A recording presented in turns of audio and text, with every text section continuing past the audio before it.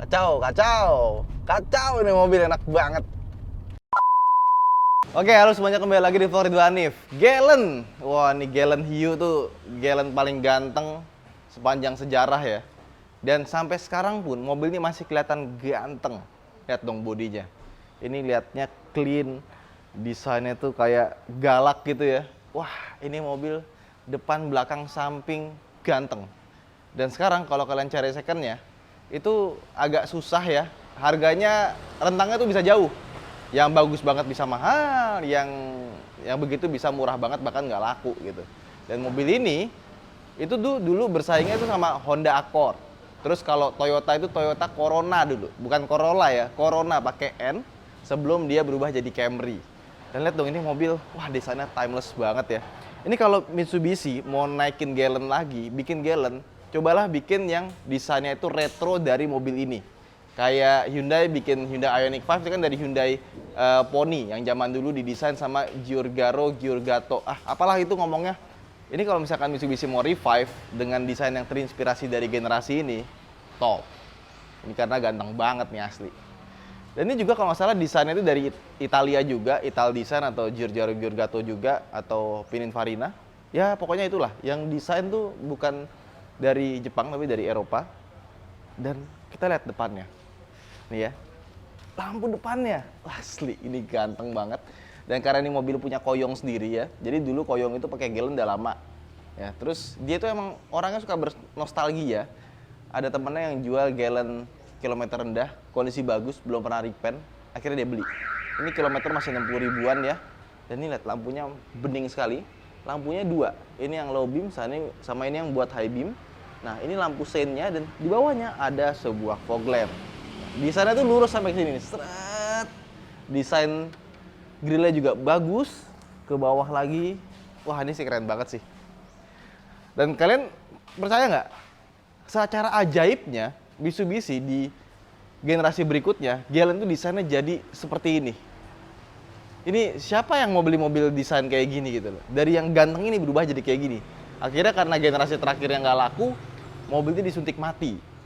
Padahal kalau misalkan generasi berikutnya dibikin keren juga kayak mobil ini, Galen nggak mungkin disuntik mati. Pasti masih ada sampai sekarang. Ya itulah, satu generasi yang merusak nama Galen. Nah, terus kita lihat sini ya. Ini mobil belum pernah repaint. Den aja nggak ada gitu. Biasanya kan di sini suka ada stone chip gitu ya bekas. Ini nggak ada sama sekali. Lihat nih, bannya. Ya. Ini peleknya masih pelek bawaannya. Memang peleknya bukan pelek yang favorit desainnya. Cuma ya ini pelek originalnya kayak gini. Dalamnya lihat tuh liner-linernya semua masih hitam, masih bagus ya. Kelihatan banget mobil yang jarang dipakai. Sama ini nih. Mobil kalau misalkan udah tua, sering dibuka tutup, coba lihat deh. Ini karetnya. Ini masih bagus banget loh, kayak baru karetnya. Ini karetnya masih bagus banget. Parah. Termasuk ke belakang, apalagi ke belakang jarang dibuka. Tuh lihat tuh karet-karet ininya. Ini nggak bohong deh, ini pasti mobil kerawat, nggak pernah dijemur di luar. Pasti garasinya di dalam. Bagus sekali. Sampai ke talang airnya sini ya, itu bagus banget. Ih, cakep. Ini nggak perlu di-detailing nih mobil nih. Udah cakep dari sananya. Oke. Ini antena belakangnya, kalau nyala bisa naik sendiri ke atas, dan dia rem belakangnya sudah pakai cakram. Nah, lihat sekarang bagian belakangnya. Ini mobil gue bilang depan belakang ganteng, belakangnya pun juga ganteng. Padahal desainnya sederhana ya, cuma lampu, ada plat nomor di sini sama bumpernya juga nggak banyak aksen, tapi yang clean gini malah kelihatan keren. Ini sepertinya ditambahin nih, ada lips belakang, sama knalpotnya emang dari sananya kayak gitu, dikasih chrome. Nah, tulisannya di sini V6 24 valve maksudnya, karena ini mesinnya 2500 cc V6. Ada tulisan Galen di sini, dan di sini tulisannya Mitsubishi masih lengkap. Mitsubishi. Kalau sekarang kan cuma logonya doang kan, nggak ada Mitsubishi gini ya. Nah, terus ini ada high mounted stop lampnya, dan ini kaca belakangnya, termasuk ada defogger belakangnya. Tapi defoggernya lucu. Defoggernya itu cuma separuh. Sebelah sini nggak ada defoggernya. Nggak full gitu loh. Tapi emang bawaan dari pabriknya begitu. Nah, sekarang kita buka belakangnya ya. Ini mesti pakai kunci. Nah, ini bagasinya kelihatan ya, si rapi banget ya. Terus dikasih cover lagi tambahan Sama kalau kita buka di sini, kita lihat apakah oke, dia udah ditambahin subwoofer di bagian belakang di sini. Terus ini kayaknya ban aslinya belum pernah turun dan peleknya ini bukan pelek kaleng. Peleknya bawaan sama kayak yang di luar. Sama ini nih ada dongkraknya di sini. Ya ini yang dimodif kayak cuma audionya doang deh, sisanya masih standar. Tapi juga modif audionya yang OEM look. Cakep banget ya. Wih, desain ininya loh. Tuh, lekukannya bagus. Gue merindukan Mitsubishi di era-era 90-an. Karena menurut gue tahun 90-an itu adalah era dimana desain Mitsubishi itu lagi bagus-bagusnya. Pajero-nya bagus, Lancer-nya bagus, ya kan? Kita buka mesinnya yuk, nanti pas kita bahas interior di luar aja biar terang. Nah, ini kap mesinnya berat sekali. Tapi dia nggak ada hidroliknya ya, masih pakai tongkat seperti ini. Tongkat ajaib. Nah, ini dia mesinnya. Mesinnya kenceng. V6 2500 cc, 24 valve, tenaga sekitar 170 HP. Nah, mobil ini juga terkenal mesinnya nggak rewel, cuma kalau udah butuh penggantian, spare partnya mahal. Kaki-kakinya mahal, mesinnya mahal, transmisinya pun juga mahal. Kenapa? Karena emang mobil ini kalau kita lihat spare partnya itu agak sedikit overspec, ya, kayak kaki tebel, gede. Memang secara jangka waktu lebih kuat, tapi emang pas pembeliannya jadi lebih mahal. Dan mobil ini dia itu masih SOHC, bukan DOHC. Ya, karena kalau DOHC V6 itu ya akan makan 4 kamsaf sekaligus ya. Dan juga mobil ini sudah dilengkapi dengan anti-lock braking system, modulnya ada di sini.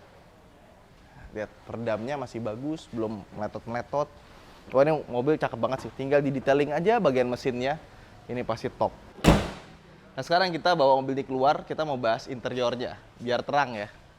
Dan kalian perhatiin deh, dia tuh kacanya rada kehijau-hijauan. Nah, sekarang kita udah masuk ke dalam interior dari Galen ini. Ini mesin ya, udah nyala ya. Cuma rasanya itu senyap sekali. Dan getaran mesinnya halus banget ya. Mesin V6 3000cc, 2500cc-nya ini bener-bener halus sih. Rasanya emang mobil premium banget. Cuma memang, meskipun desain eksteriornya keren, gue kurang begitu suka sama desain interiornya. Lihat deh, seperti ini dia. Desainnya menurut gue agak B aja sih. Biasa banget, cuma kotak begini. Terus di sini panel AC-nya, audionya, udah begitu aja sih, kayak template mobil zaman dulu ya gak sih? Mitsubishi Kuda juga sama kan? AC, tombol AC, head unit, apa ini pokoknya tiplek-ketiplek sama lah formatnya gitu. Dan kita lihat speedometer pun juga sama, desainnya sederhana seperti ini ya, kayak gini aja. Dan kilometer lihat masih 67.000. Dan di sini nggak ada juga gimmick aneh-aneh kayak misalkan bisa ganti warna speedometer gitu, nggak ada gitu. Dulu kan Mitsubishi ada tuh yang bisa kayak gitu tuh. Sama ini nih, dia punya ini nih, AC udah digital, ada arah semburan AC-nya, bisa atur ventilasi luar sama dalam, temperaturnya diatur dari sini ya. Sama ada bunyinya kalau kita mentok. Ya, bunyinya kayak gitu. Ini untuk tombol AC-nya ya. Eco sama biasa. Nyala nih AC-nya di sini. Temperatur luar bisa kita lihat seperti apa. 29 derajat karena masih pagi. Matinya di sini. Terus ini untuk arah semburan AC-nya. Ini untuk defogger depan belakang. Nah, di atas ini ada sebuah jam yang kalau siang-siang itu agak sedikit nggak kelihatan. Tapi untungnya dikasih topi-topian dikit nih biar nggak terlalu bias gitu ya. Sama nih, head unitnya ini masih orinya dong. Ini masih sama seperti orinya ya. Wah, ada kasetnya lagi. Apaan nih? Ini zaman dulu banget nih masih pakai kaset ya. Tapi ini udah dimodifikasi. Kayak misalkan Twitternya udah beda, cuma dibikin OEM look, speakernya juga udah beda ya. Jadi kelihatannya tuh yang dimodifikasi cuma Twitter doang. Padahal di sini ada sebuah subwoofer letaknya di bagasi tadi. Sama yang kedua, dia itu punya prosesor yang bisa langsung connect Bluetooth. Jadi kalau misalkan naik mobil ini kita bisa konekin HP kita dari Bluetooth, terus setel musik tanpa harus ngatik-ngatik sih ininya nih. Ya kan, jadi tetap kelihatan klasik ya, tapi entertainment tetap kekinian. Di bawahnya ada laci. Nah, terus di bawahnya ini ada tempat penyimpanan, di mana tempat penyimpanan ini itu dikasih kayak semacam kain. Jadi kalau misalnya kita naruh koin ini nggak berisik, nggak bunyi. Terus di bawahnya ada asbak di sini ya. Ah, ini STNK-nya nih. Bentar, kita lihat pajaknya aja ya. Berapa sih pajaknya? 2.600.000. Udah mahal ya per tahun. Ini kayak pajaknya LCGC kali ya. Sama di sini ini ada kayu begini aja, nggak ada penyimpanan lagi, dan ini kayunya sudah agak sedikit gores ya. Tapi emang gue kurang begitu suka sama panel-panel kayunya Mitsubishi zaman dulu sih, kurang kelihatan mewah sih kalau menurut gue ya. Transmisinya ya, transmisinya biasa aja, 5 speed manual atau 4 speed automatic. Dan ini rem tangannya ini kayak desainnya itu nggak nyatu gitu loh. Kayak wah lupa kita taruh rem tangan di mana ya, yaudah deh taruh sini aja.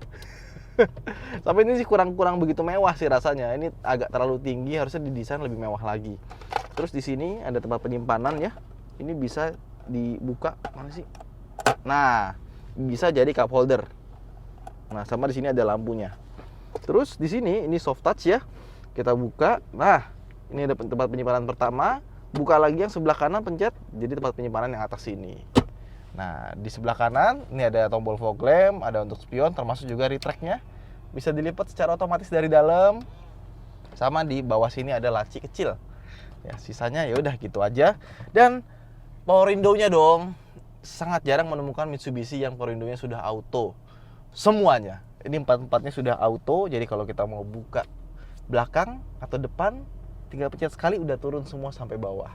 Gitu dong. Kalau udah biasa pakai yang auto, full auto, itu malas pakai yang manual lagi. Di pencetan lama. Ini ada lacinya ya. Lacinya besar sekali dan dia sudah ada airbag di bagian driver. Dan ini juga gue kelupaan ya. Salah satu yang diunggulkan dari mobil ini itu bisa kalau kita naikin kaca terus ada bola tenis atau ada tangan, dia bakal turun sendiri. Untuk zamannya itu keren. Karena kalau misalkan nggak ada, dia akan maksa sampai akhirnya jebol atau kita sakit gitu. Terus bahan-bahan material pemilihan dashboard ya ini juga bagus ya. Di sini soft touch, di sini soft touch sampai ke bawah ini soft touch, yang sini enggak. Yang di sini masih soft touch, tapi memang mobil zaman dulu itu soft touch-nya banyak nggak kalau mobil zaman sekarang. Paling yang agak kurang dari mobil ini desain motif joknya ini nggak nyambung sama wood panelnya. Ini kesannya kayak modern gitu ya. Tapi pas ngelihat ke coklat-coklat ini jadi kayaknya kurang matching aja sih. Ini tuh warnanya tuh agak apa kayak warna denim gitu ya. Tapi so far sih sisanya nggak ada komplain ya. Lihat atapnya masih bagus ya kan. Lampunya ada di samping kanan kiri, ini clean. Di sini nggak ada kaca.